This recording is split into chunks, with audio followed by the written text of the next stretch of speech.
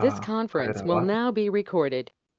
Voy a, voy a agradecer a todos, voy a dar excelentísimos días a todos y gracias por estar una oportunidad más aquí con nosotros en el aula diplomática de CIBEI.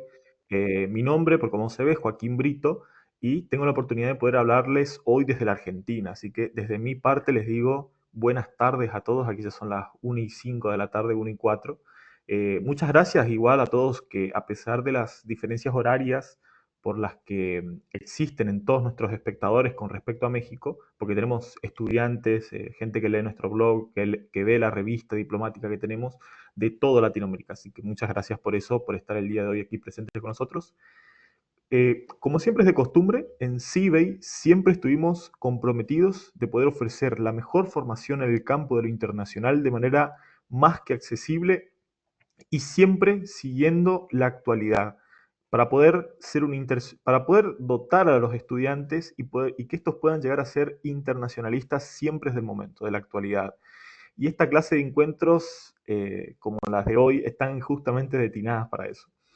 Hoy, en nuestro aula diplomática de CIBEI, tenemos un excelentísimo invitado, lo digo 100% seguro, que forma parte del siglo XX-25 de nuestras actividades, para todo el mundo, para todo aquel que quiera participar de estos encuentros. Bernardo Méndez Lugo, perdón, diplomático mexicano, fundador de América Sin Muros. Bernardo posee una amplia trayectoria consular tanto en Canadá, en Estados Unidos y Centroamérica. También ha sido profesor universitario y coautor de libros sobre migración, derechos humanos y relaciones México-Estados Unidos. Cuenta con la licenciatura en Relaciones Internacionales por la UNAM. También posee un posgrado en Planeación Económica y Educativa por la Escuela de Economía de Varsovia y también en Polonia y en Maestría en Estudios del Desarrollo por la Universidad de Sussex. También fue becado por el Instituto Sueco en la Universidad de Lund en Suecia. Ha destacado como un profesor activo, ha destacado como un defensor activo de los derechos de las personas migrantes y como promotor de políticas de integración social y económica. La cita de hoy en día es muy clave para todos aquellos quienes desean aspirar al servicio exterior de su país de origen y entender las dinámicas que están hoy afuera. Sus tareas a partir del 2017, después de su retiro como diplomático, Bernardo es en su organización América Sin Muros, se enfoca en apoyar a los migrantes a través de programas de reinserción laboral, desarrollo educativo y fortalecimiento de comunidades.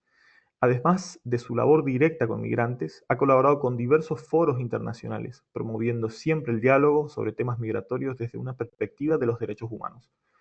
Hoy, a grandes rasgos, analizaremos junto con Bernardo los desafíos actuales de la diplomacia regional, migraciones, derechos humanos, integración y nuevos equilibrios geopolíticos. Antes de empezar, quiero dejarles en claro que pueden dejar sus preguntas en la caja de comentarios que se encuentra en la reunión para luego ser transmitidas a Bernardo y eso va a formar como parte última de nuestra, cuando Bernardo termine su ponencia y su trabajo, digamos. También hay personas que ya en el formulario enviaron preguntas que también se tienen en cuenta. Y sin duda alguna, sin querer robar mucho más tiempo, le damos la palabra al señor Bernardo y tiene toda la oportunidad para expresarse. Muchas gracias, Joaquín. Pues un gusto enorme el poder dialogar. Se trata de un diálogo, de un aprendizaje mutuo.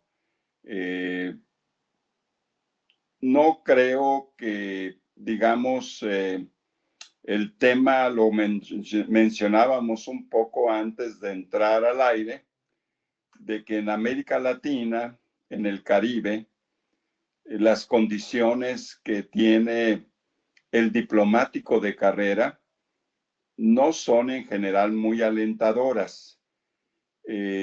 Primero porque los diversos gobiernos muchas veces utilizan los puestos diplomáticos para pagar favores políticos. En ocasiones también se busca como una inclusión de diversidad, como ha pasado recientemente con el presidente Petro, que ha enviado a misiones diplomáticas a representantes de diferentes grupos étnicos, de diferentes minorías. También pasó en algún momento en Bolivia, en el ámbito diplomático, y esto en el caso, por ejemplo, de Colombia, que tiene un servicio exterior mucho más consolidado, por ejemplo, que Bolivia, pues sí se han visto afectados los diplomáticos de carrera colombianos y colombianas, y lo mismo ha sucedido en México en los últimos años. Hablando un poco, digamos, de este contexto de las oportunidades que hay para los graduados de Relaciones Internacionales. Tú señalabas que también el ámbito del comercio internacional te ha interesado, así que creo yo que hay que abrir nuevas avenidas de conocimiento para no depender solo de la idea, digamos, de participar en un servicio exterior por estas situaciones complejas. Brasil es de los países, probablemente el país que tiene más consolidado un servicio exterior de carrera. Argentina lo tuvo en algún momento, pero yo creo que nuestro deber en el siglo XXI para las nuevas generaciones, ya lo veía yo venir, que pues me titulé en el 76, digamos a mediados, poco después de mediados del siglo XX, ya venía yo venir estas situaciones complejas. De hecho, yo estuve en el ámbito académico hasta los 38 años, y gracias a que en un concurso del año 90 se quitó la cláusula de edad, porque normalmente la edad para entrar al servicio exterior es de 32 años, hay a veces una dispensa de edad hasta 35 para quienes ya están trabajando en relaciones exteriores. Sin embargo, creo que aquí lo importante es que ustedes piensen, los que están por terminar, los que están haciendo una carrera, en otras opciones. Una opción precisamente es el ámbito de participar en las grandes corporaciones internacionales. A veces también los gobiernos regionales y locales tienen necesidad de una presencia internacional. No solamente es el ámbito de los ministerios de Relaciones Exteriores, así que la opción hay que ampliarla a gobiernos regionales, gobiernos de provincias, de estados, de ciudades medianas y grandes que tienen una necesidad de promover la parte internacional, no solamente la parte de comercio, a veces están los aspectos de culturas, ¿verdad? De artes, no solamente es el ámbito comercial, obviamente el tema del arte se ha vuelto también un tema pues de grandes mercados o de cotizaciones en los mercados para las obras de arte. Ahí también México ha dado un paso interesante para proteger los derechos de las comunidades indígenas, que muchas veces pues las creaciones artísticas han sido copiadas y han sido utilizadas por grandes corporaciones, no solamente China, que tiene fama en el ámbito de copiar. Así que el tema de la protección intelectual y derecho de autor y los derechos de los artistas, pues son temas también yo creo que el internacionalista tiene que ver en estos tiempos de globalización y de mercados internacionales. El otro, digamos, espacio de desarrollo que puede ser muy importante es el de los organismos internacionales. Todos los países tienen, de acuerdo con su membresía a los organismos, México paga más de 100 millones de dólares en membresías de la Organización Internacional del Trabajo, Organización Mundial de la Salud, UNESCO, la Organización Internacional de Migraciones, ACNUR, etcétera. Creo yo que Naciones Unidas puede ser una opción interesante, especialmente si la cuota de nacionales, por ejemplo, en el caso de Argentina, no está muy saturada.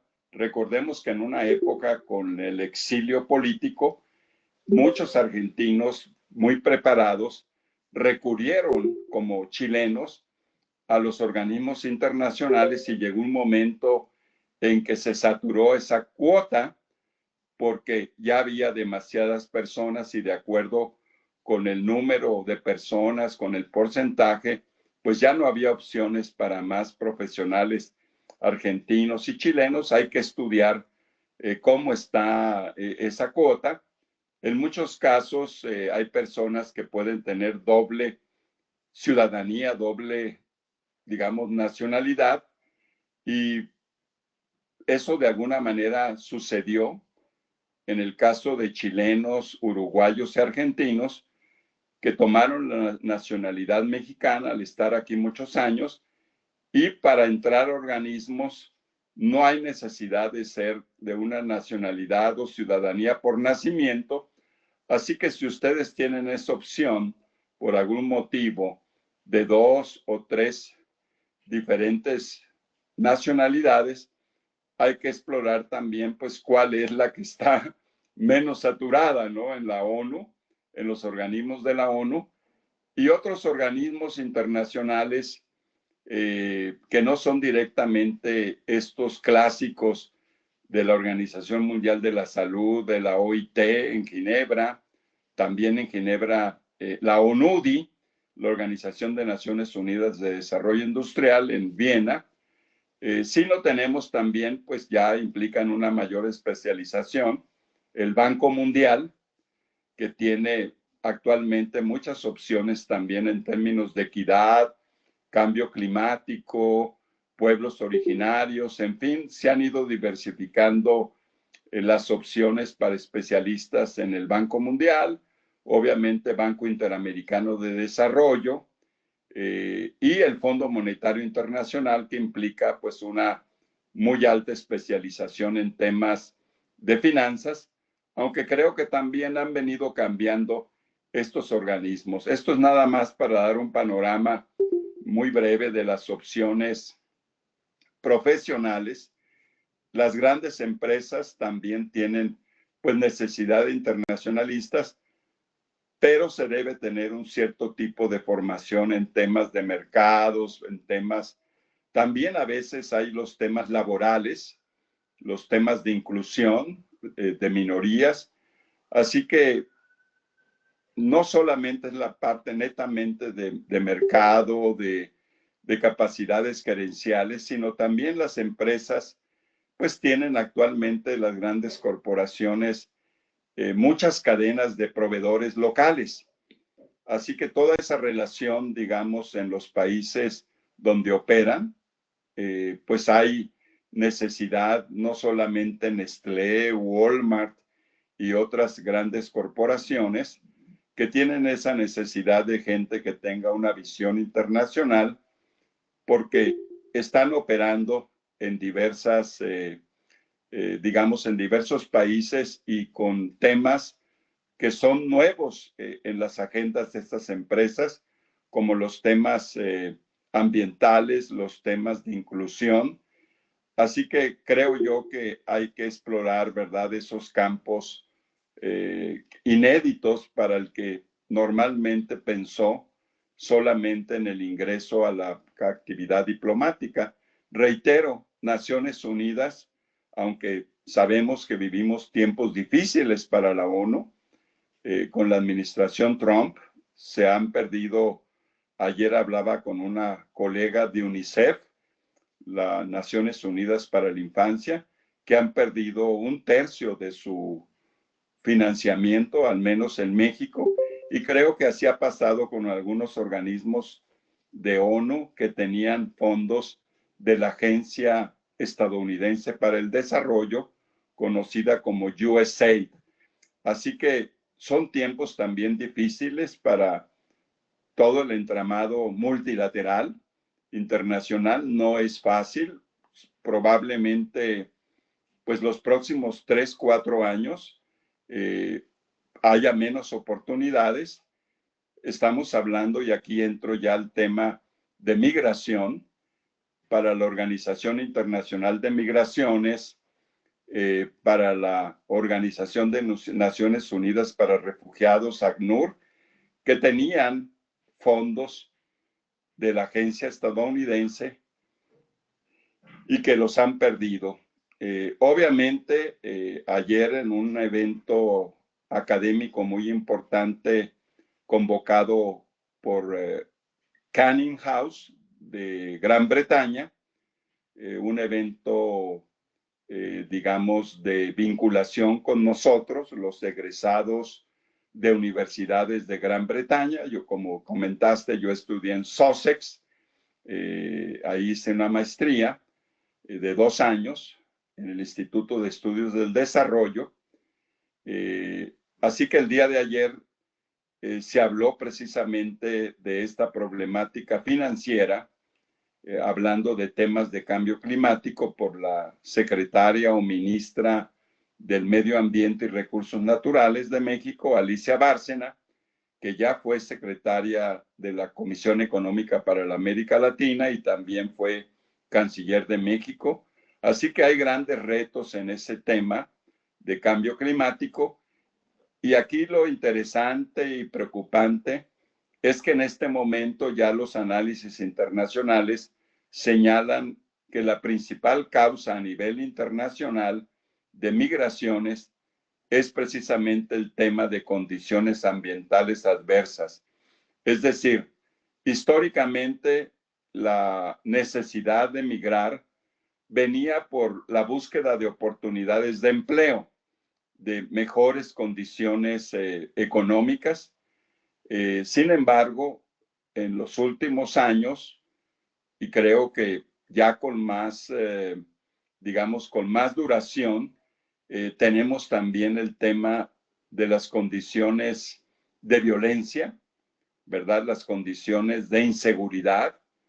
En muchos países hay lo que se denomina migración forzada, así que esta segunda causa que tiene que ver con violencia, en algunas regiones de México, de Colombia, de Centroamérica, ha sido muy importante para que la gente busque migrar, busque salir, pero también, y esta es la parte, digamos, más reciente, el tema ambiental, el tema de sequías, ¿verdad? De inundaciones, de ciclos climáticos que se han venido complicando y que implican también la movilización de las personas, pues necesariamente fuera de regiones de desastres naturales. Sobre este punto de desastres naturales, siempre he dicho que muchos de ellos no son tan naturales, sino que la misma organización espacial, ¿verdad? La organización de las ciudades, de los pueblos, muchas veces han profundizado el impacto de un fenómeno natural.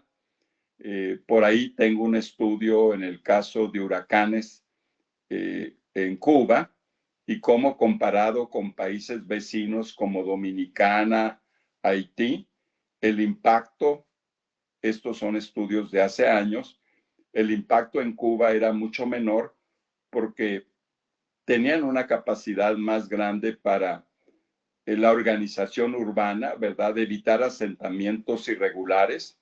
Recordemos en el caso de Nueva Orleans y el Katrina, que parte de ese desastre tuvo que ver con la negativa de personas a ser evacuadas y asentamientos irregulares, como ha pasado también en países como México.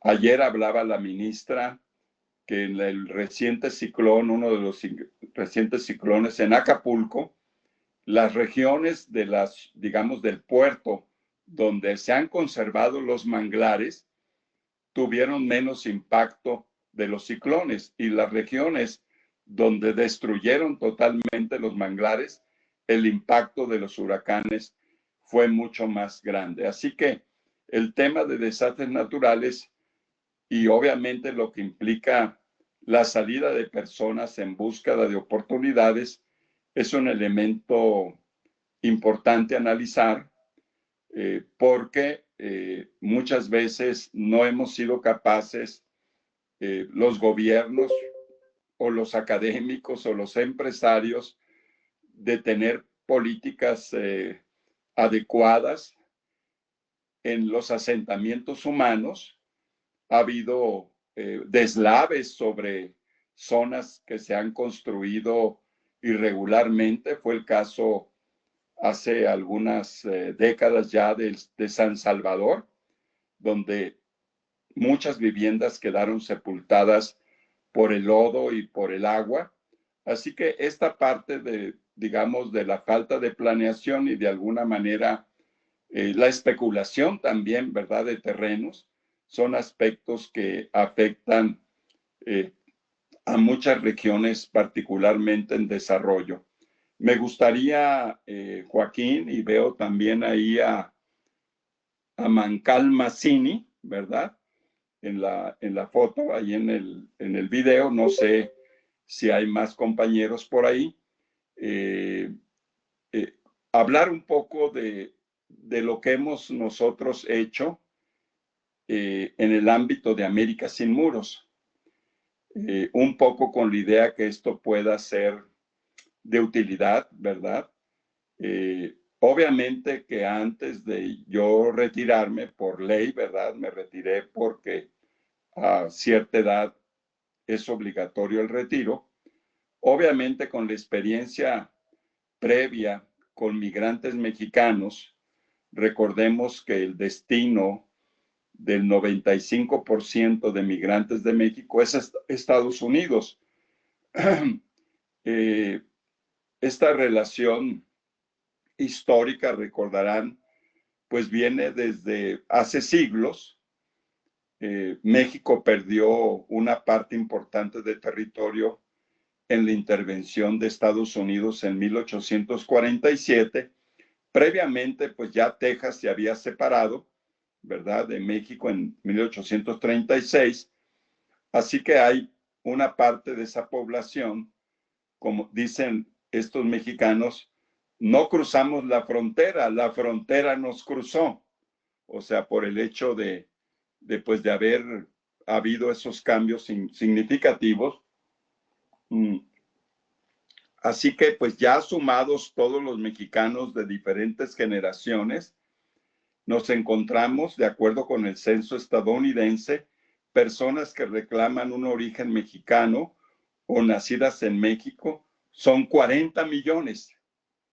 Y si analizamos ya la población latinoamericana y caribeña, donde incluimos cubanos, dominicanos, haitianos, el total de la población de origen, se habla a veces latino o hispano, ¿verdad? Se usan indistintamente. Estamos hablando de un poco más de 60 millones. Esto es relevante no solamente desde el punto de vista demográfico, que además es una población más joven y con mayor crecimiento demográfico en la población de origen hispano.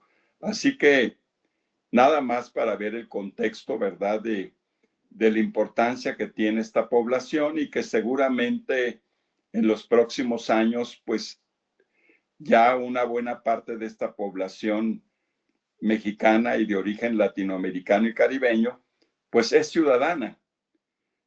Para que se den una idea de los mexicanos nacidos en México, son aproximadamente máximo 12 millones.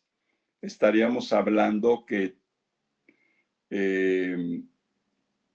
12 millones, 28, ¿verdad? Serían ya nacidos en Estados Unidos. De esos 12 millones, de acuerdo con las cifras acá de la Secretaría de Relaciones del canciller Juan Ramón de la Fuente, casi 5 están irregulares. Casi 5 millones de mexicanos irregulares, y de Centroamérica y de Cuba y de Haití, de Venezuela en este momento, ¿verdad? Hay más de 500,000 que quedaron desprotegidos al haber determinado el presidente Trump un estatus de protección temporal conocido como TPS, que daba la posibilidad de integración a residencia, a un estatus legal, pero eso fue cancelado totalmente. Así como recordarán, había una aplicación CBP One para que las personas pudieran solicitar vía internet por los teléfonos celulares las citas para situaciones de asilo y de refugio. Todo eso fue cancelado. Así que para darle una visión latinoamericana, estaríamos hablando de que no solamente son esos 4.8 millones, algunas personas me comentaban ayer que probablemente haya más mexicanos que no están, digamos, en el radar del censo, y probablemente también de centroamericanos, entre salvadoreños, hondureños, guatemaltecos, nicaragüenses. Estaríamos hablando un poquito menos de 3 millones de personas irregulares que no tienen estatus legal. Así que de los 11 millones que se detectan por Estados Unidos como indocumentados, podrían ser un poco más, casi 8, ¿verdad? Son de México y Latinoamérica. Pues ese es un gran reto, ¿verdad? Para los países de origen. Ha habido algunos acuerdos entre el gobierno de Venezuela y Estados Unidos para deportaciones aéreas, pero realmente no habría una capacidad financiera para que 500,000 de personas que no han arreglado de Venezuela pudieran regresar. Sabemos de la diáspora, ¿verdad? De que de esos 7 millones de venezolanos, 1 millón viven actualmente en Colombia, casi un poquito menos de 1 millón en Perú y en Chile también, que últimamente ha tenido algunas políticas del, digamos, de acotamiento, ¿verdad? De migraciones. Así que la diáspora está pues en muchas regiones de Latinoamérica y pues nosotros desde América Sin Muros, esta población más vulnerable en Estados Unidos y las familias, los niños, las mujeres, pues ha sido un objeto, digamos, de buscar la manera de informarles de sus derechos y fundamentalmente el consejo importante es no caer en pánico, no caer en miedo, tener cautela y prudencia en las decisiones, porque ustedes habrán visto, como yo y todos, que hay un lenguaje muy agresivo de parte del presidente Trump y obviamente de las gentes vinculadas a la seguridad nacional, a la parte migratoria, que pues han tenido un discurso muy fuerte, donde de alguna manera pues claramente se criminaliza, ¿verdad?, al migrante. Ha habido medidas últimamente muy fuertes para el control, ¿verdad?, de personas que tengan algún tipo de crítica, no solamente al presidente Trump, sino también a Israel, ¿verdad? Ha habido ese tipo de donde personas viajeras de otras nacionalidades, por el hecho de tener alguna posición política, digamos, no coincidente, les han impedido el ingreso y han sido detenidos. Y también, pues, a las personas residentes permanentes que se les encuentra algún antecedente, digamos, a lo mejor no tan grave, pero una persona que tenga un antecedente de haber manejado bajo los efectos de alcohol y droga, puede estar en riesgo, puede ser que salga a un viaje, pero al regresar podría tener problemas. Estas preguntas sobre riesgos de personas migrantes que ya tienen una calidad residente, no ciudadana, porque sobre ciudadanos es más difícil, ¿verdad?, que operen estas políticas de expulsión o deportación, pero sí sobre residentes. Prácticamente todos los días tenemos preguntas de personas que por algún motivo tienen algún pequeño antecedente, digamos el tema de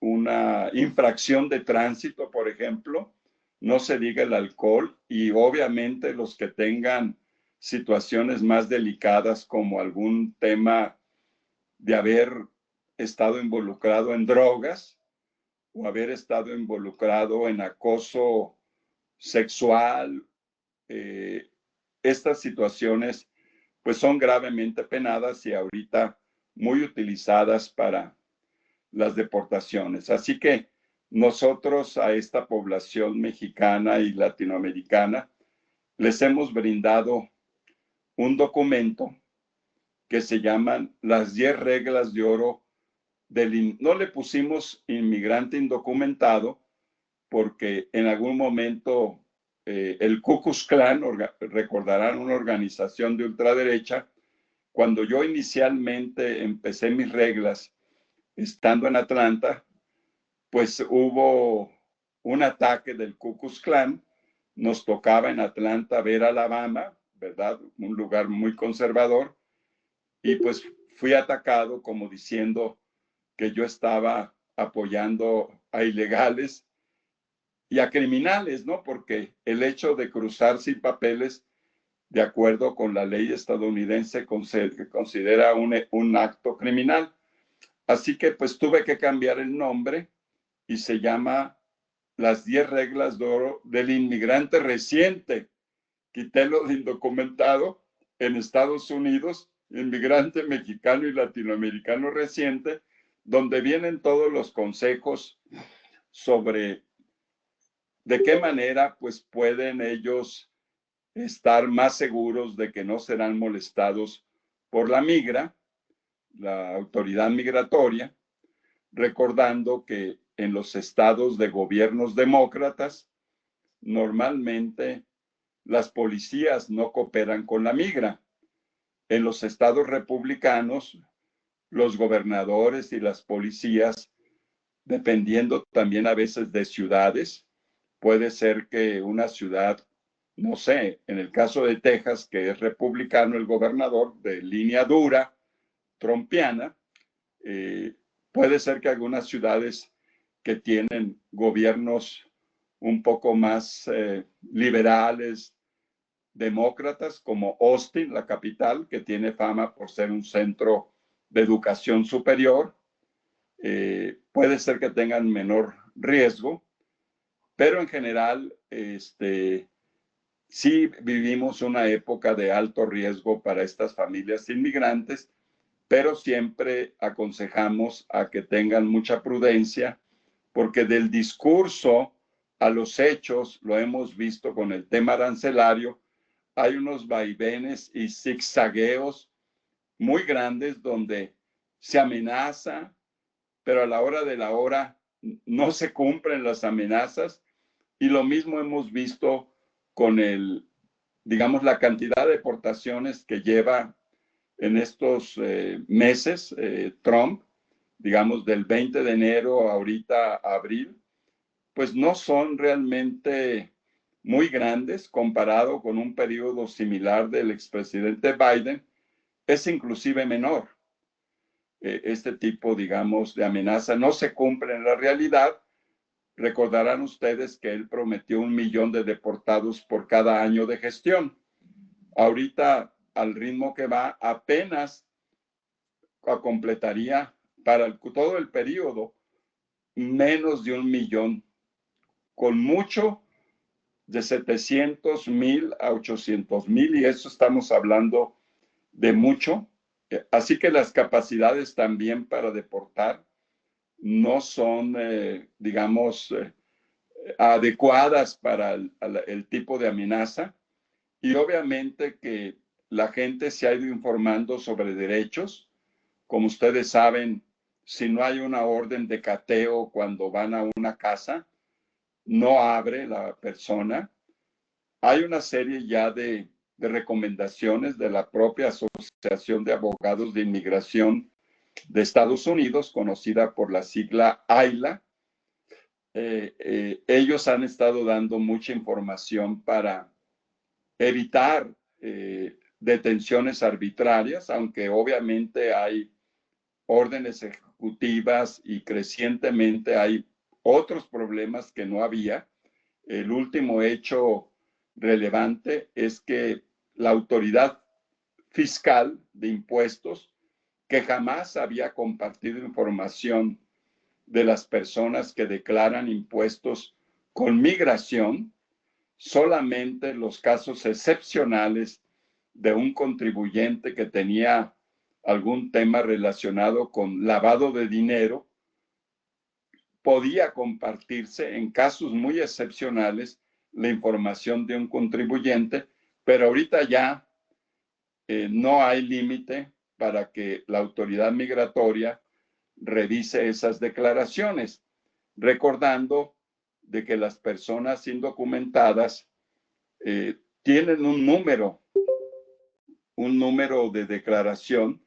En general, el ciudadano residente o persona que tiene una visa, le dan un número de seguro social.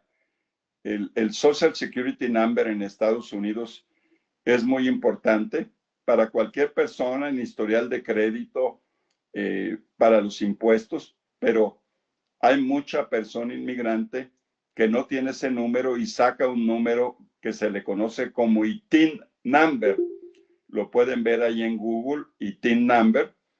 Y ahorita pues todas esas personas con ITIN, que de alguna manera significa que no tienen el número de seguro, pues pueden estar en riesgos de que por ahí puedan pues buscarlos, porque está toda la información personal del contribuyente, que por cierto, pues la contribución del indocumentado al seguro social a través de su declaración de impuestos es muy grande. Se ha dicho que no ha quebrado el seguro social. En Estados Unidos, pues es esta institución que no es como el caso de México. El seguro social en México es la la entidad para el tema de salud, ¿no? El Seguro Social, Instituto Mexicano del Seguro Social, que se repite en muchos países en Centroamérica con el mismo modelo, pero no es lo mismo. En Estados Unidos es la entidad en la cual tú vas cotizando para tu retiro a través de la aportación al Seguro Social, y como mucha gente por mucho tiempo declaró con números inventados, ese dinero no va. El propio seguro le llama net profit de Estados Unidos a ese dinero que entra por contribuyentes que han inventado números, que tienen documentos falsos. Esto ha ido disminuyendo porque se estableció esta posibilidad del ITIN number.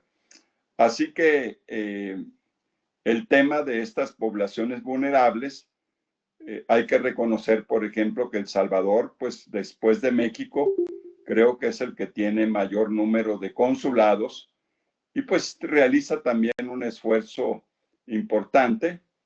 En los últimos 2 años, con la llegada del presidente Arévalo en Guatemala, que es el país centroamericano pues más grande, me refiero yo en población, más de 15 millones de guatemaltecos, estamos hablando casi una población equivalente a la de Chile, con un componente de población indígena importante.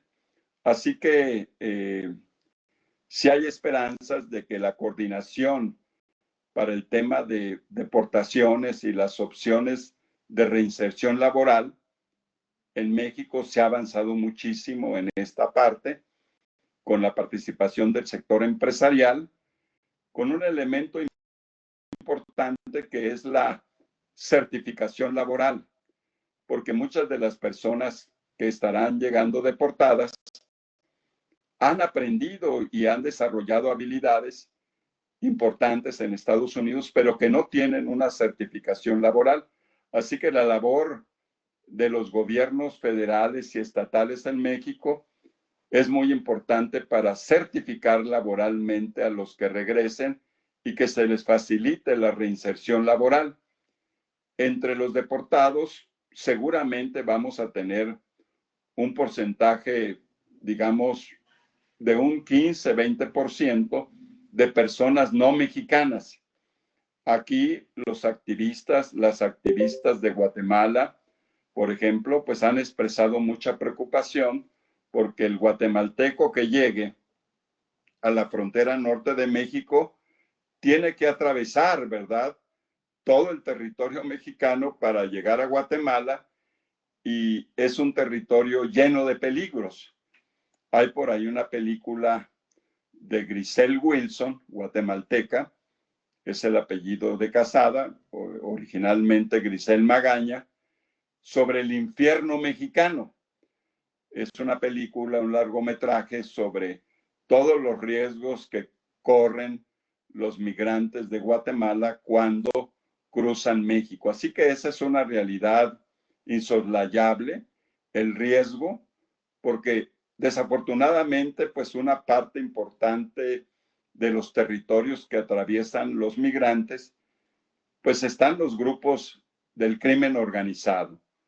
O sea, están diferentes carteles de la droga que, si bien en los últimos meses, a partir de la llegada de la presidenta Sheinbaum, se han venido desarticulando. Ustedes vieron que fueron deportados o extraditados hacia Estados Unidos 29 líderes de estos carteles. Se espera que en los próximos meses haya otros que son requeridos por la justicia de Estados Unidos, pero el tema todavía es muy grave.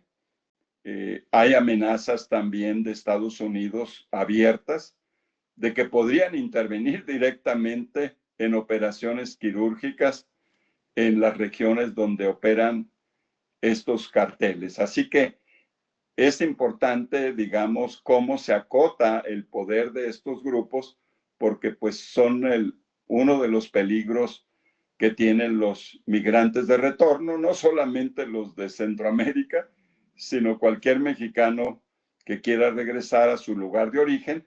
De hecho, muchos de ellos, y esto es importante, Joaquín, no van a regresar a su estado como Michoacán o el estado de Guerrero, donde está Acapulco, porque las condiciones para el desarrollo, el empleo, no son adecuadas. Así que la mitad de migrantes deportados no van a regresar a sus regiones de origen en Chiapas, en Oaxaca, en Michoacán, en Guerrero, sino buscan quedarse a través de redes familiares en las regiones fronterizas, también con la intención de que en algún momento pues puedan regresar, aunque sea, digamos, clandestinamente. Y este es otro tema importante en la migración, que tanto la Organización Internacional de Migraciones y la ACNUR han sido claves para que la Comisión Mexicana de Asistencia de Ayuda a Refugiados, la COMAR, pueda brindar más servicios.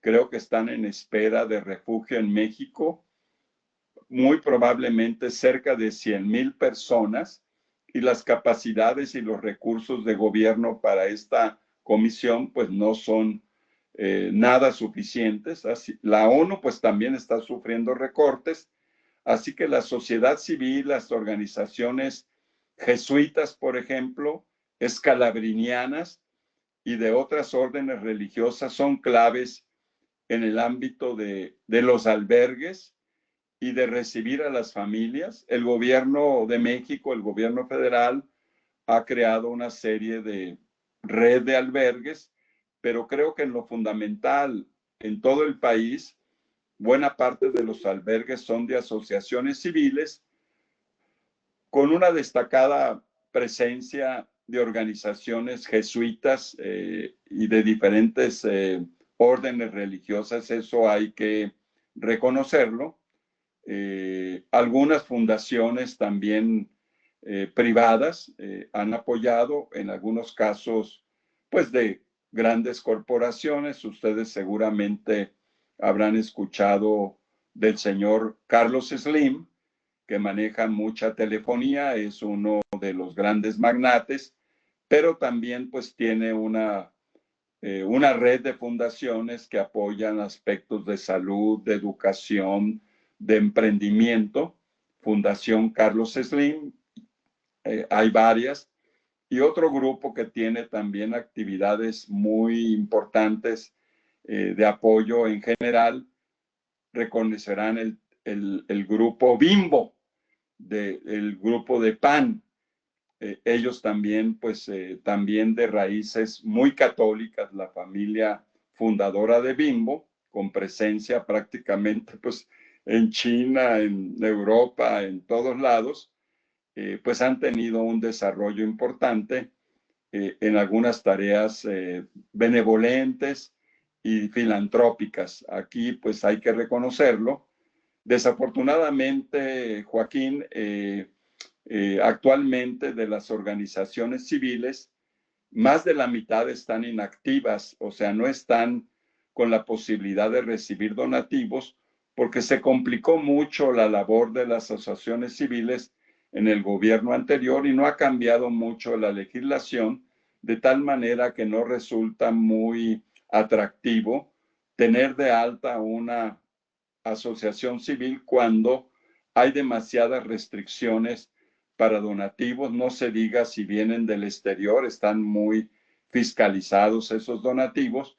Así que este panorama de estas poblaciones vulnerables, hemos estado trabajando con organizaciones de Chicago, estuvimos presentes ahí en todo el tema del TPS venezolano en Chicago, con organizaciones de California, particularmente de donde yo estuve, en la región de San Francisco y Oakland, en California, también con Georgia y Atlanta hemos estado muy activos, que son los lugares lógicos porque pues ahí viví un buen tiempo, en el caso también de Arizona, que fue una frontera muy mortal para los que estaban intentando llegar, pero que en los últimos años cambiaron las travesías que antes eran vía Sonora.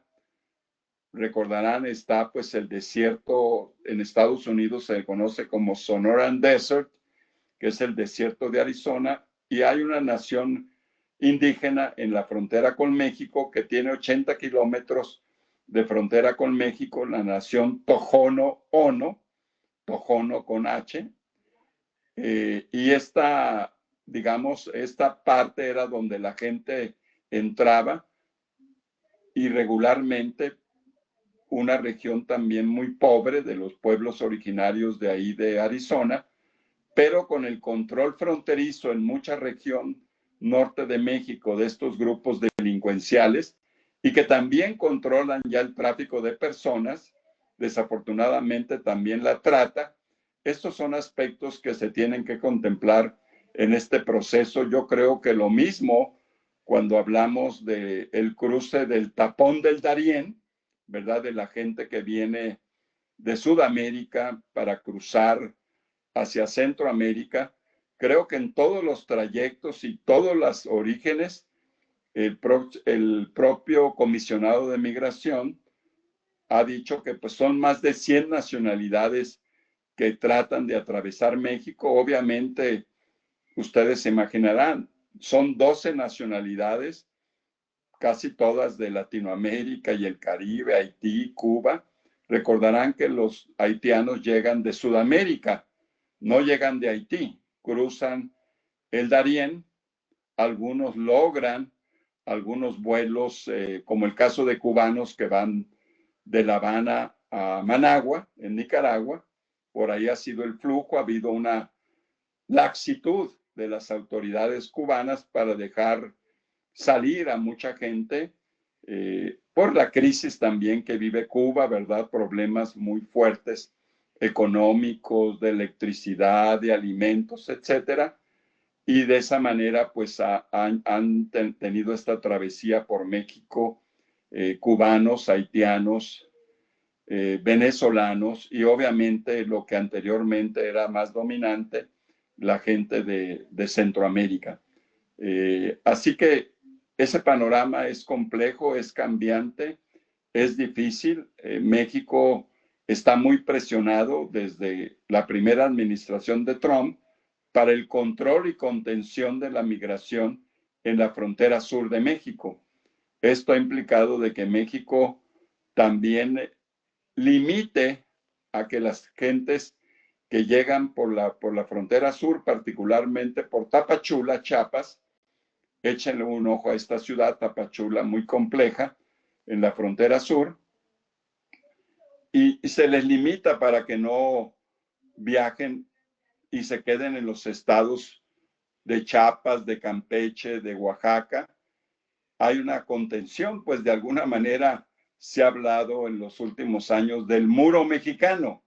O sea, también pues hemos sido presionados a colaborar y también esta dinámica, digamos, de la migración, políticamente ustedes se podrán imaginar, también ha sido utilizada por parte de la clase política mexicana para buscar negociaciones con los gobiernos de Estados Unidos. No de ahora, sino en general, pues este flujo, esta llave, digamos, que puede manejar México de cerrarla, de semicerrarla, de abrirla, se utiliza en los temas, digamos, de la negociación de otros rubros con Estados Unidos.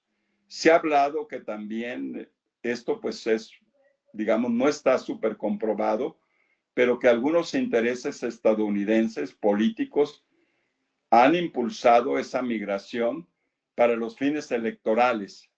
Es decir, si quieres desbancar a los demócratas, crea un flujo migratorio fuerte y visibilízalo antes de las elecciones y de alguna manera, pues eso también son factores que pueden estar presentes. No tenemos una comprobación neta digamos, de esta situación, pues llamarla maquiavélica, ¿verdad? De utilizar la migración para los fines electorales, pero lo ha hecho Trump y obviamente, pues también los demócratas a su manera también lo han utilizado. Hablando del tema de deportados, que como comentaba, hasta ahorita el flujo no ha sido muy grande de deportados. Sin embargo, pues nuestros aliados en la frontera, en Tijuana, que es el lugar de llegada importante, Ciudad Juárez, que está como ciudad, digamos, gemela El Paso, Tijuana tiene San Diego. Por el lado de Tijuana, nosotros creemos que no va a ser grande el flujo porque California no va a cooperar, va a ser muy renuente a cooperar y está pues San Diego y en Los Ángeles pues hay una serie de, digamos, de organizaciones promigrantes, abogados, así que estamos viendo que probablemente este flujo a lo largo de los 4 años de Trump será más bien por las ciudades fronterizas mexicanas con Texas, ¿verdad? Como Matamoros, Reynosa, Ciudad Juárez, Piedras Negras, son ciudades de la frontera, así que por ahí habría que fortalecer a los gobiernos municipales para el recibimiento de los migrantes con la idea de que muchos van a quedarse, ¿verdad? No van a ir a sus lugares de origen, también porque no hay oportunidades, porque hay problemas de seguridad en los lugares que había mencionado, ¿verdad? De la región de Acapulco, Guerrero, Michoacán. Ahí operan también los carteles en el ámbito de la producción de aguacate.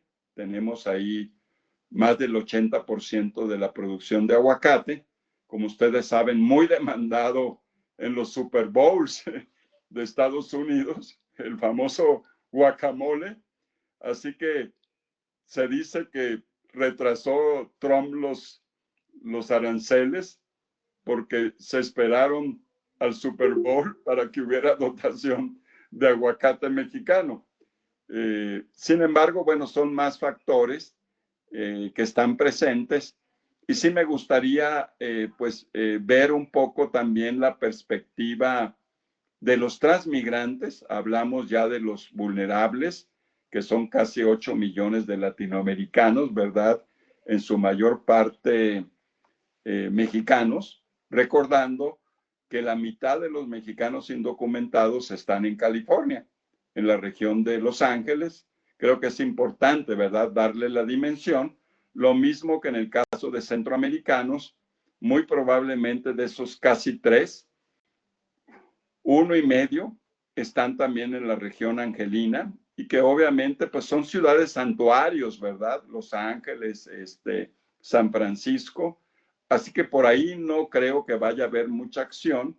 La acción va a estar concentrada, está concentrada en Texas, donde está otro grupo importante, un porcentaje importante de personas irregulares, la Florida, con los temas de trabajadores agrícolas, y el estado de Georgia, donde estuve yo pues 5 años en Atlanta, donde me acosó el Ku Klux Klan, ahí cerca en Alabama. Nos tocaba también parte de Tennessee, y en ese tiempo Carolina del Sur, ya hay consulado general. Recordemos que tenemos 53 consulados de México. Es la red, digamos, de un país en otro país más grande en el mundo, ¿no? La de los consulados mexicanos, por obvias razones, ¿verdad? De la cantidad de población mexicana. Así que el tema de la transmigración creo que va a seguir siendo un reto muy importante, porque el flujo, a Sí, pesar del sellamiento fronterizo estadounidense, va a seguir habiendo un flujo de sur a norte. Y a sí, pesar de los riesgos y peligros, la gente va a seguir llegando vía Chiapas, vía Tapachula, vía un poco también la región de, chéquense el mapa, Campeche, que tiene una pequeña frontera, y habrá que analizar también. Recordemos que Belice, por ejemplo, ha acogido en los últimos 30 años a más de 100,000 salvadoreños, y seguramente pues habrá también de otras nacionalidades. Tiene una población pequeña, tiene características, como ustedes saben, es parte del Commonwealth inglés, Belice, eh, antiguamente conocida como la Honduras británica. Yo tengo alguna esperanza. Digo, hay muchas contradicciones en la gestión del presidente Bukele. Recordarán que pues hizo un acuerdo con el presidente Trump para recibir, según esto, criminales, ¿verdad?, en las cárceles que ha construido en El Salvador, donde probablemente hay más de 50,000 pandilleros en estas cárceles, y que muchas veces pues las personas que han llegado no son, porque hemos tenido comunicación con familias venezolanas donde no son criminales, no tienen antecedentes penales de delincuencia, pero han sido enviados a estas cárceles de El Salvador. Así que ahí la y política un del panorama presidente. bastante complejo. Sí, el presidente Bukele, pues hay una serie de situaciones complejas. Estuve allá en enero del 2024. Efectivamente, el sector empresarial, mis amigos del sector empresarial, yo fui el cónsul que llevé todo el tema comercial, ¿verdad? La relación con Cemex, con Bimbo, con Maseca, con las empresas del señor Slim, en fin, toda la relación con las grandes transnacionales mexicanas, que un mínimo de 15,000 millones de dólares tienen invertidos en Centroamérica. Todas estas grandes corporaciones, la corporación Cinépolis, ¿verdad?, de cines, también está presente allá. Así que esas empresas, he dicho yo, las mexicanas en Centroamérica, tienen que cooperar y tienen que tener empatía para la reinserción laboral de los Sí. migrantes de esos países donde operan. Y en el tema de la transmigración, pues hemos notado una presencia no muy grande, pero sí, digamos, notoria, de Colombia, de Perú, mucho menos de Chile, pero sí hay una pequeña migración chilena. Mucho menos no hemos notado, sí hay de Brasil y de Argentina, pero mucho menor.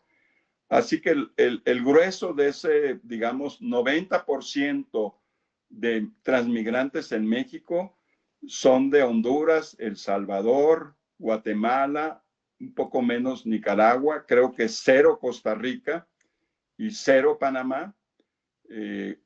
Por cierto, Costa Rica, estuve también el año pasado. Hay más de 500,000 de nicaragüenses que han venido salvando partes de la economía agrícola y de construcción, en el caso de Costa Rica, que tiene un crecimiento de 3.5%, y como ustedes saben, el crecimiento demográfico es de 1.1, o sea, no alcanza el crecimiento poblacional, así que me decían diplomáticos costarricenses que ha sido el clave el papel de la migración nicaragüense. Obviamente también hay xenofobia, hay gente que luego inventa, ¿verdad? También estas ideas de que hacen actividad Sí. criminal, pero en lo fundamental es una población que ha jugado un papel importante en el desarrollo Y de entonces, Costa Rica. Así que si querido, quieres, Joaquín, podemos pues ir a una serie de sí, eso. preguntas, dudas, Acá, por ejemplo, comentarios. tenemos algunas preguntas que ya recibimos también de antes. Muy interesante todo lo que habló sobre los temas de migración, porque de alguna u otra manera son cosas que hoy en día modifican, yo creo que en gran medida, las relaciones entre los estados. Una pregunta que se me venía a mí antes, por ejemplo, es si es tan cierto de que México, por ejemplo, puede soportar la gran cantidad de inmigrantes mexicanos que están en Estados Unidos, pero lo está dejando bastante en claro. Ahora, una pregunta que tenemos ya desde antes es, desde su formación, desde su visión, de todo lo que usted ya pudo vivir, ¿no?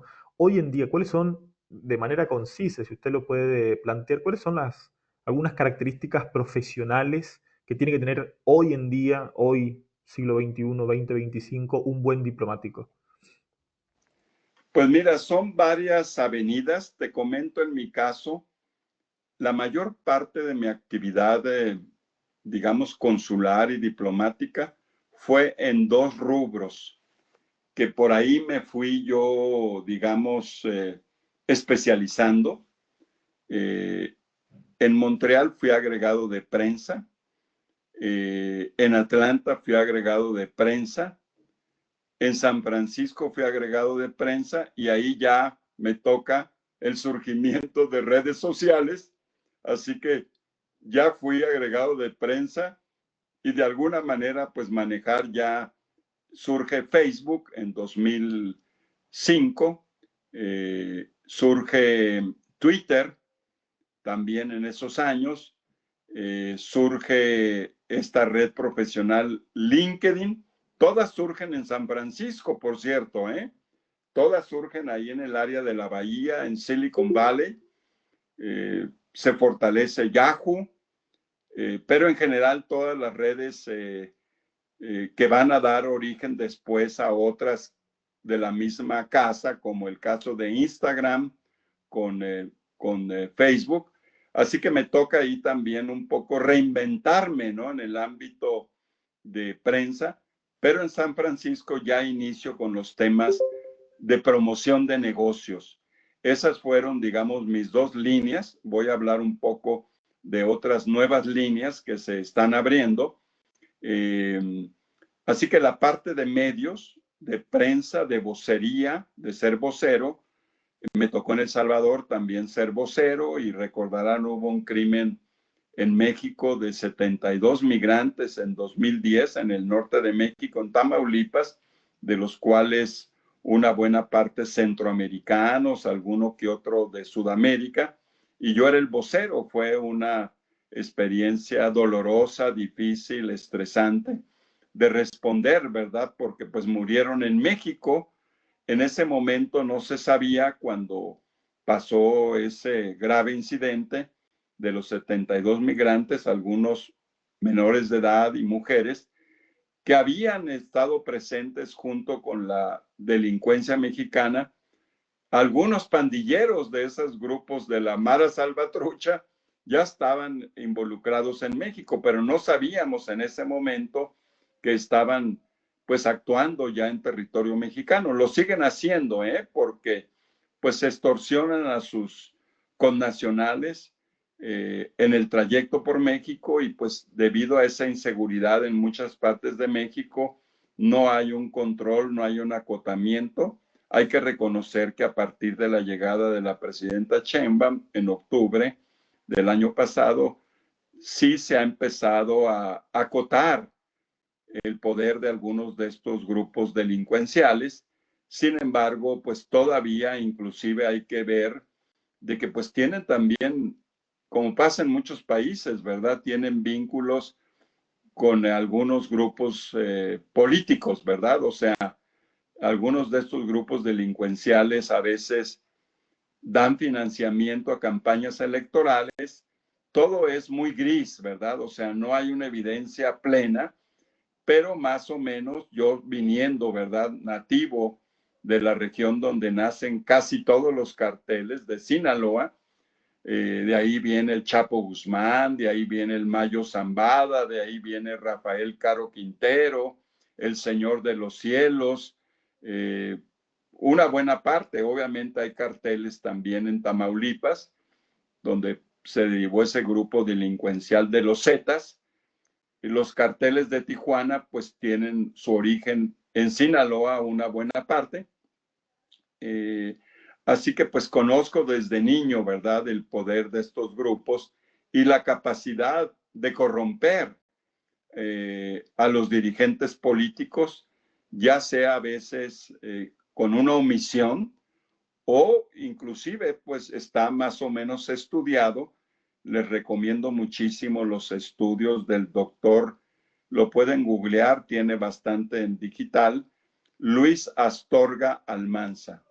Luis Astorga Almanza, él ha tenido la cátedra de drogas de la UNESCO en la UNAM y ha estudiado, él es originario de Culiacán, por cierto, compañero mío de la prepa, estudió el doctorado en Francia y tiene pues una buena cantidad de libros, están en Amazon muchos, sobre toda esta temática.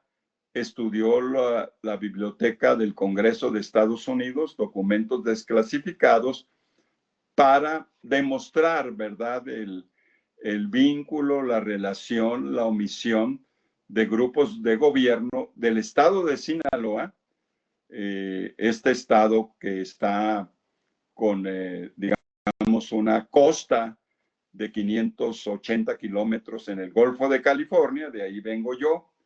Mucha gente ubica más que Culiacán, Mazatlán, por ser un destino turístico, ¿verdad? Que ahí se toma el ferry para ir a La Paz, un viaje recomendable, ya más de vacaciones, ¿verdad?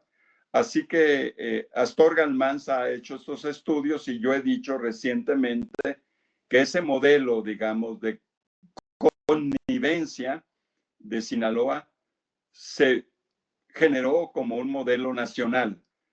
O sea, empieza como un modelo donde no tenemos pruebas totales, pero es muy probable que durante la guerra de Vietnam, de manera un poco sin darlo a conocer ni nada, nos convertimos en proveedores en el estado de Sinaloa para algunos tipos de necesidades de lo que se deriva de la explotación de la, digamos, de la amapola. Como ustedes saben, de ahí viene la parte del opio y todo eso. Recordando que también en las historias de Astorga se señala que desde el 1915 en Culiacán había fumaderos de opio. La ilegalización de las drogas vino a partir de la legislación sanitaria, dice Astorga, de fines de los años 30. ¿Y por qué había fumaderos de opio? Porque tenemos una población de origen chino.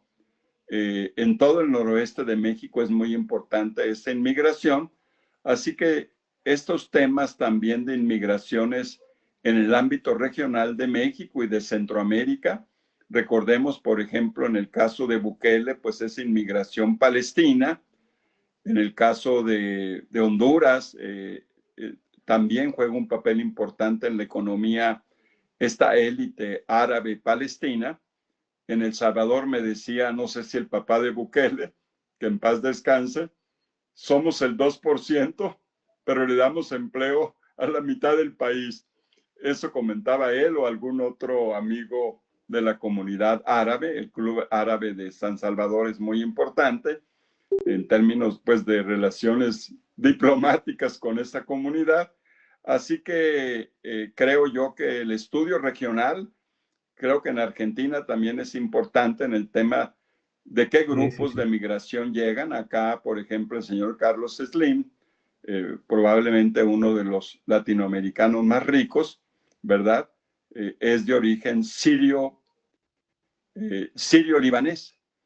Y así de esa manera, pues tenemos otras migraciones que de alguna manera también condicionan aspectos productivos económicos. Creo que eso vale la pena hacer estudios regionales del papel de migraciones. En el caso de México, libaneses, chinos, eh, también en el caso de Sinaloa tenemos pues la población más grande greco-mexicana de Grecia, que eso también significó el desarrollo de la exportación de legumbres y tomates. Somos el principal exportador de tomate. Nuestro equipo de béisbol, Tomateros de Culiacán, pues viene de esa actividad económica, pero la mitad de toda esa producción muy probablemente están bajo el control de familias greco-sinaloenses, greco-mexicanas, que obviamente los inmigrantes que llegaron a principios del siglo XX, pues eran hombres y ya las familias están totalmente integradas. La identidad es netamente mexicana, sin embargo, mantienen tradiciones. Como cónsul en Tucson me invitaron al aniversario de la independencia de Grecia en Culiacán, donde los jóvenes greco-mexicanos pues siguen bailando las antiguas danzas griegas y recordando la liberación del imperio turco, ¿verdad? Que dominó Grecia. Así que pues son ese tipo de situaciones interesantes, un poco de migración japonesa. En México ya cumplió más de 100 años la migración japonesa. Todos esos aspectos, creo, de los influjos migratorios, no se diga de los refugiados españoles, fue clave en el desarrollo de México la llegada de los republicanos en todos los ámbitos, en los ámbitos editoriales, en los ámbitos de industria farmacéutica. Hay por ahí también algunos libros, les recomiendo mucho por cierto, con sede en San Francisco, academia.edu. Ahí podrán ver artículos míos en academia.edu. Es una organización donde todos los académicos del mundo suben sus trabajos, están gratis. Y también de la misma índole que academia.edu está researchgate.net. En ambos plataformas tengo yo perfiles. Últimamente no he subido, a veces también por la falta de que se me olvidan las contraseñas y que de repente cambié de aparato, en fin, pero he venido subiendo algunos artículos y actualmente pues también tengo mi canal de YouTube como Bernardo Méndez Informa. Ahí sí les pediría en algún momento a ti y a Aileen algún pequeño testimonio de 2 minutos que graben y yo lo subo ahí a la plataforma de Bernardo Méndez Informa y obviamente en la plataforma de América Sin Muros en YouTube tenemos más de 45 videos, casi todos entrevistas, conversatorios y 5 de emprendimiento juvenil orientado Sí, hacia migrantes. Así que esas serían algunas. Voy a mandarte luego las redes, los links, eh, para que pues esta experiencia acumulada, ya cumplí en marzo 73 años, ya es un buen periodo de vida. y obviamente encantado con CIBEI y con toda la organización de tipo diplomático estudiantil para seguir apoyando Joaquín Eileen. Sí, sí, sí, perfecto.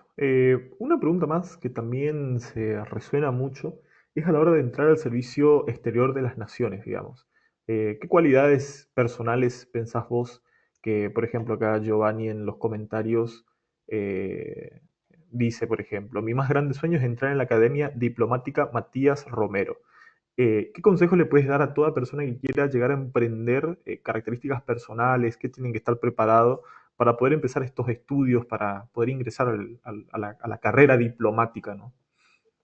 Bueno, hablando específicamente de México, yo al pasar todas las etapas, éramos 960 personas aspirantes en esa generación del 90, que recordarás que te comenté, quitaron la cláusula de edad, que es lo que me permitió transitar de la academia a la diplomacia. De esas 960 personas había 100 plazas. Sí debo señalarte que de esas 100 plazas, más de 80 fueron para personas que ya trabajaban en la Secretaría de Relaciones, que habían trabajado en la Secretaría de Relaciones, que trabajaban en algún consulado, embajada, no eran diplomáticos, obviamente estaban haciendo el examen. O sea, 85 de los 100 que entramos tenían algún antecedente importante de trabajar o haber trabajado inclusive por varios años en la Secretaría. Y puede ser que por ahí unos 5 hijos de diplomáticos destacados, ¿verdad? En mi generación entró el hijo del Premio Nobel de la Paz, García Robles, Fernando García Robles entró en esa generación, algunos otros, es decir, el hecho de ser, aunque no hayas trabajado en la Secretaría, pero que tengas un antecedente de familia diplomática, pues tiene su influencia. Así que los que entramos sin tener ningún antecedente, digamos, de la Secretaría de Familia Diplomática, los que entramos, digamos, sin esos antecedentes, fuimos como 10, calcúlale 12. Y de esos yo no fui, digamos, el que estaba totalmente, digamos, sin contacto, porque había sido funcionario federal importante en una subsecretaría como asesor de subsecretario o viceministro de Estado. Ese trabajo me llevó a África, a una reunión de la ONUDI, Organización de Naciones Unidas para el Desarrollo Industrial. Muy interesante experiencia. Y también esa misma época, antes de entrar a relaciones, estando ahí como asesor de subsecretario, fue cuando hice el viaje a Suecia y que tuve la beca del Instituto Sueco, ¿verdad? En la Universidad de Lund. Eh, y de alguna manera, pues, este subsecretario ya fallecido actualmente, cuando el jefe de sinodales se dio cuenta de mi antecedente, ¿verdad? De haber trabajado para un personaje muy prestigiado, después se convirtió en director general de la ONUDI entre 94 y 97. Yo ya estaba en Cancillería. Así que no estaba yo, digamos, totalmente, como dicen en México, como hijo de vecino. Es decir, sí tenía ese pequeño antecedente de haber trabajado en el gobierno federal en una posición importante con un funcionario pues conocido en el ámbito. Luego fue embajador Mauricio de Mari Campos, este funcionario, además de director de ONUDI.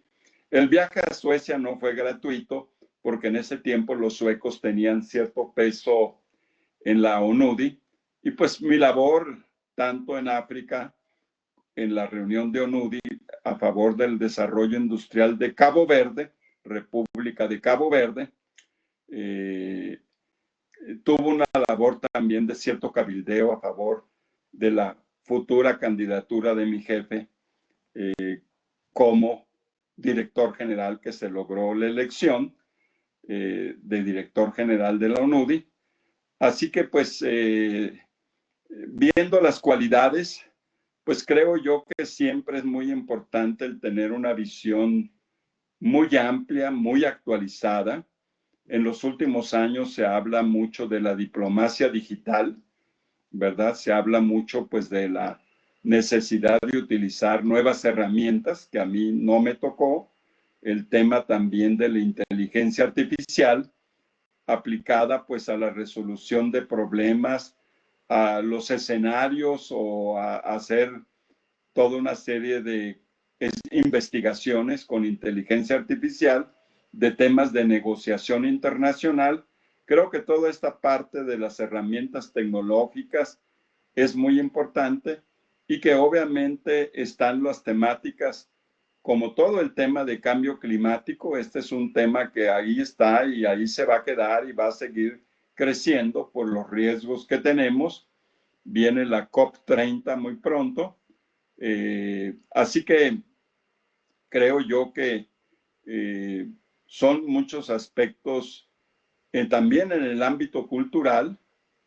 Aquí en México ha habido diplomáticos especializados en el tema de la promoción cultural, que incluye pues todo el tema de las culturas originarias, de los creadores mexicanos, de los temas históricos también, ¿verdad? De la pintura, de los muralistas mexicanos, figuras que han sido icónicas como Frida Kahlo, ¿verdad?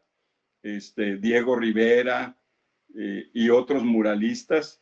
O sea, todo lo que signifique, digamos, espacios de creación cultural, el cine, por ahí saben pues de Guillermo del Toro y de otros cineastas mexicanos que pues han triunfado. Toda esa parte de acervos culturales, yo desempeñé muy poco el tema cultural, un poco en Chicago. Ahí me tocó recibir a poetas y poetisas mexicanas. Hay una fundación, la Poetry Foundation, muy importante, que da becas a poetas de, pues no sé si de todo el mundo, en Chicago, y que luego tienen estancias en diversas ciudades. Así que yo creo que el diplomático tiene que estar preparado para cualquier tema. Sí, sí, total. Está el tema de la protección cuando hay un desastre natural y están afectados los connacionales. En la pandemia yo ya estaba pues en América Sin Muros, pero apoyé también la repatriación de 14,000 mexicanos que habían quedado varados en diferentes lugares del mundo. Así que pues yo creo que esta formación multidisciplinaria, interdisciplinaria y de actualización de temas, porque van surgiendo, Sí. ¿verdad? Siempre Los tiene que estar nuevos uno temas. muy actualizado, digamos. ¿Y usted considera también que tener un posgrado a la hora de entrar a la carrera diplomática puede sumarle puntos a uno o no? Perdón, no escuché bien. Si usted considera que tener un posgrado, una maestría en sí puede, esta es la última pregunta y ya vamos cerrando. Si usted considera que tener un posgrado, una maestría puede sumarle puntos a uno para poder ingresar a la carrera. Definitivamente, definitivamente, yo pues llegué ya con 2 posgrados, ¿no? Y con una, pues digo, ya a los 38 años como académico, pues también había tenido esos roces de haber sido invitado a conferencias a Italia. Ya en la carrera misma, pues fue invitado a la OCDE y eso se pudo generar en parte por el background académico, ¿verdad? Lo mismo en Lund, Suecia. Es decir, sin el background académico, mi experiencia hubiera sido bastante más limitada, porque yo como cónsul en Estados Unidos, pues fui el interlocutor en Atlanta con Emory University, con Georgia State, en el caso de San Francisco, con la Universidad de San Francisco, con UC Berkeley, por ese perfil académico. Así que no solamente Sí, estaría perfecto. pensando yo en el ámbito de maestrías y posgrados, creo que Yo no lo hice, no lo he hecho. El tema del doctorado también puede ser muy importante. Particularmente, eso se puede hacer durante la misma carrera, porque a veces hay lugares de destino que permiten, hay tiempo, no hay una actividad tan intensa. Por decir algo, si te mandan a Austria o te mandan a España, puede ser que la dinámica sea muy diferente a que te manden a un Sí, consulado de Estados sí, Unidos sí, y te sí, da sí. poco tiempo.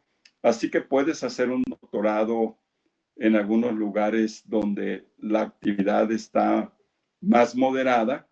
Y el doctorado sí es muy recomendable, yo no lo hice, porque después de la carrera, cuando quieres integrarte a labores académicas ya como jubilado, se te dificulta mucho sin doctorado. Actualmente en México, yo calculo que en toda Latinoamérica, si no tienes doctorado, tus posibilidades académicas, a pesar de que tengas un currículum importante, siempre va a prevalecer el tema de tener el doctorado para poder tener una inserción adecuada en el mundo académico después de tu jubilación.